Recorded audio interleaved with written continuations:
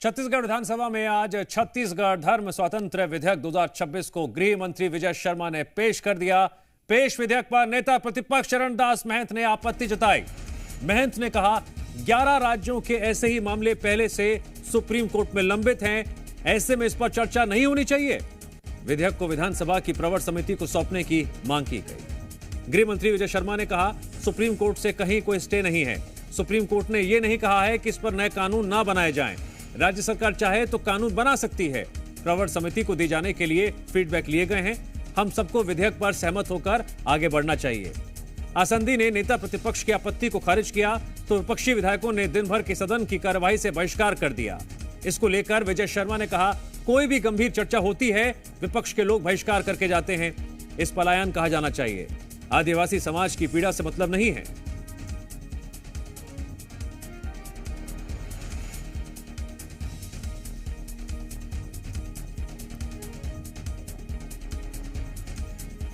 विपक्ष के खिलाफ सत्ता पक्ष के विधायकों ने आज नारे भी लगाए। धर्मांतरण के खिलाफ कड़े कानून वाला यह विधेयक है, जिससे नाराज विपक्ष ने आज दिन भर विधानसभा में जमकर हंगामा किया।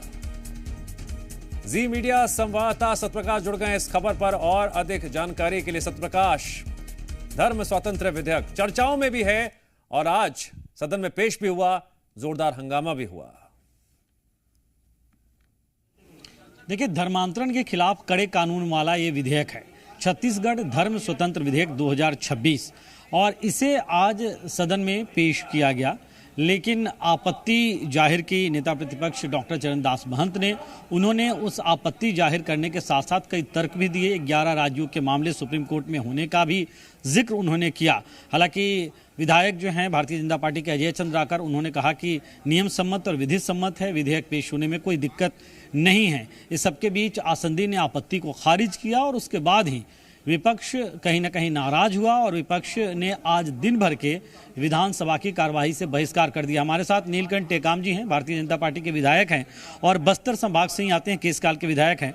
नीलकंठ जी, ये मुद्दा खासतौर पे बस्तर क्षेत्र में बहुत बड़ा एक मुद्दा है, धर्मांतरण का विषय है। आज विधेयक कठोर कार्रवाई से संबंधित धर्म स्वातंत्र्य विधेयक लेकर आई सरकार, गृह मंत्री ने पेश किया, लेकिन विपक्ष का जो रवैया रहा, इसे लेकर आप क्या कहेंगे?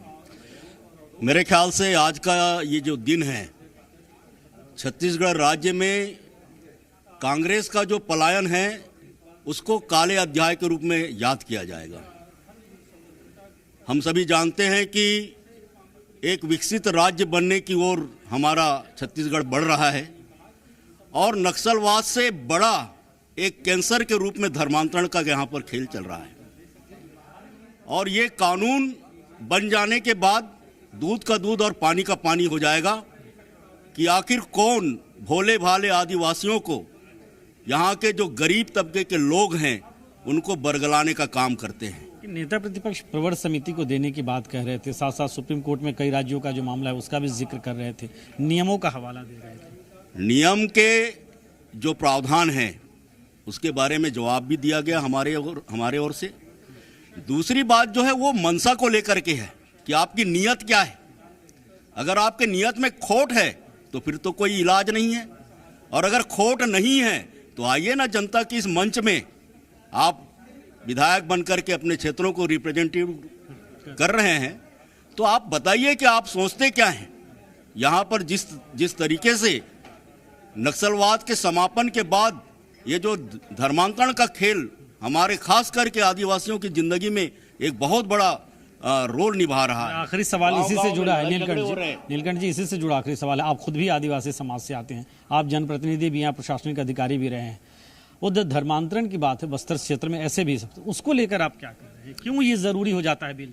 देखिए, इसकी जरूरत इसलिए भी जरूरी है कि कांग्रेस ने आदिवासियों को हमेशा से वोट बैंक बना करके रखा हुआ है और उनका सीधा सीधा, मेरा तो आरोप है जी कि उनका सीधा सीधा गणित है कि एक बार आदिवासियों को ईसाई बना दीजिए, आप धर्म परिवर्तन करा दीजिए, उसके बाद वो आपका वोट बैंक बन जाते हैं। बस इतनी सी बात है। अच्छा, आपको ये लगता है विधेयक के पास हो गई, कानून बन जाएगा, कठोर कानून बन जाएगा, तो फिर धर्मांतरण रुक जाएगा? बिल्कुल रुक जाएगा, क्योंकि पुराने प्रावधान जो बने हुए हैं उनका इम्प्लीमेंटेशन ठीक प्रकार से नहीं हो पा रहा है।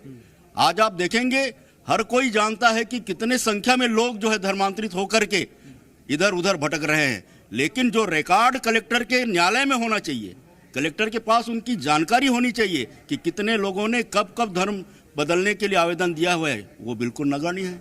बहुत शुक्रिया हमसे बात करने के लिए। तो दिव्यांश, जिस तरह से नीलकंठ टेकाम ये प्रशासनिक अधिकारी रहे हैं, कलेक्टर रहे हैं कुछ जिलों के, इसके अलावा आप जनप्रतिनिधि यहाँ आदिवासी समाज से आते हैं और उस क्षेत्र से आते हैं जहाँ धर्मांतरण एक बड़ा विषय रहा हो, और ये बता रहे हैं कि आखिर क्यों जरूरी ये कानून हो जाता है। हालांकि विपक्ष के अपने तर्क थे, नेता प्रतिपक्ष के अपने तर्क थे, उन तर्कों को आधार बनाते हुए और जब आसंदी ने आपत्ति को खारिज किया, आज दिन भर की सदन की कार्रवाई का बहिष्कार विपक्ष ने किया है।